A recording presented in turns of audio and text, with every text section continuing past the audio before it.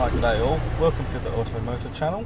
Today we are in my 2016 third generation Mazda 3 SP25GT Sedan. As the name implies, this is fitted with a 2.5 litre skyactiv-g 4-cylinder naturally aspirated engine mated to a 6-speed automatic gearbox with paddle shifters.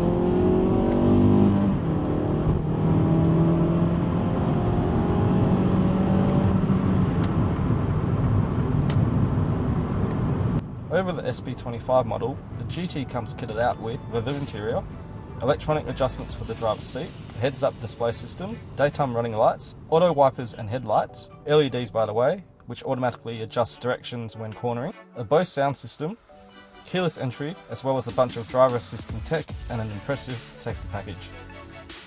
Yep, it's quite loaded, being the second from the top of the range model before the Estina.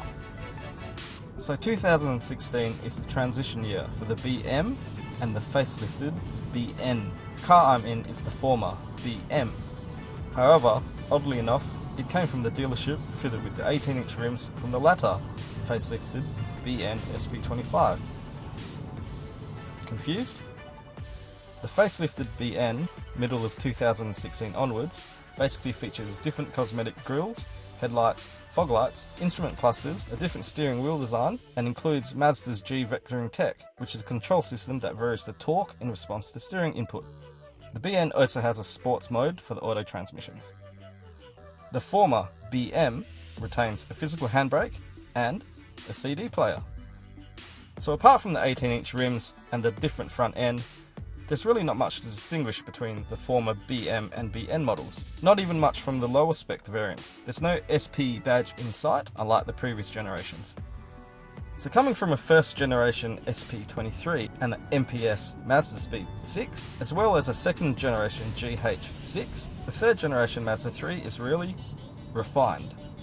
Although it doesn't have the turbo power and torque of the MPS 6, which is something I really struggled at first to transition over from, over the course of 4 years of ownership, I've really started to appreciate this car for what it is. The automatic gearbox is the traditional torque convector type, which is vastly improved from the previous generation's Jatco designs. And out of all the modern dual clutch DSGs and CVT designs, this Mazda self-shifter is up there, particularly with the paddle shift options. I did initially test drive the manual version, but after considering resale value in Australia, as well as the duties this car would perform, the auto was a no-brainer. Not even a compromise. I really enjoy it even in standard mode. The shifts do a really good job in predicting your throttle inputs. That is, when the roads are flat. As when you're faced with uphill sections, it does struggle to think a bit whether it upshifts or keeps the gear. That's where these paddle shifters come in really handy, as they enable shifting regardless of where the gear knob is set. 2.5 litre engine, in my opinion, is perfectly suited to this size car. Although, having driven the equivalent engine in the GJ Mazda 6, I feel the 6's gearing is a bit better overall for my style of long distance driving. The 3 is geared towards a nice balance of inner city and long distance driving, and the torque is very usable from the low RPMs from 2k upwards to 4 and 5k RPM. Revving from 5k RPM up to redline does produce a lot of engine noise, but the speedo doesn't quite climb as fast as one would hope.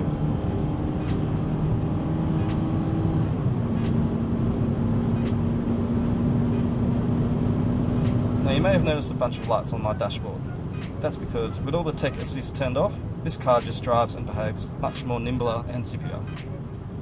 And iStop, it's the first thing I disable every time I start the engine. I'm definitely not a fan of this start and stop bullshit. Overall, if it suits your needs, this is a pretty nice car to be in. And they can be had for a pretty good price, considering the newer 4th generation BP is out, which the sedan version manages to look even more sexier.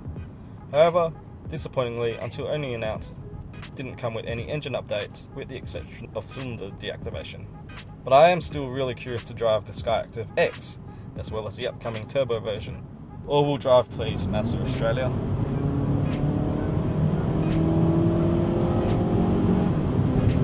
The sedan has a pretty usable boot space, and for my family of small children, it's the perfect transition car. For the 4 years of ownership, it's been a hassle-free drive. The car handles really well, and it's an absolute comfort to drive, and I really am resisting the urge to drop more money on upgrades. A beefed up rear sway bar and lowering springs, plus a tyre upgrade, would be the only ones on my list. Over the long term, my only concern in purchasing a used Skyactiv engine, or one with relatively high kilometres, is to do with its direct injection design.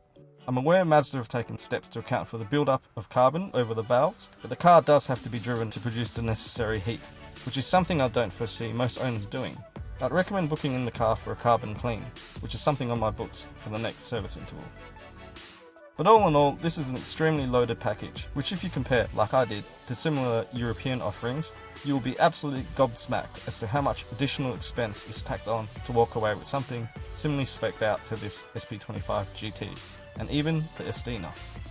And if you can live without the unnecessary comfort features, such as heated leather bum seats and the added tech, I would recommend checking out the non-GT SP25, as the 2.5 litre engine is simply the one to have in this car. Now, the Bose system. This brand is often marketed as the premium of the crop, but to be totally honest, it's not that impressive on the sound front, especially when compared to the previous Bose offerings like in our 14-year-old SP23. It just doesn't sound as good. I really do have a gripe with Bose though, as their designs make it very difficult to integrate aftermarket speakers and amplifier upgrades without considering replacing everything. Also note, Apple CarPlay and Android Auto aren't standard features for this era, but an upgrade is available at your cost. So this is one thing to consider if you are one of those overly keen or reliant on your smartphone integration. For me, the MZD is perfectly fine. Until next time, thanks for watching and I hope you enjoyed this video. Please subscribe and catch you next time.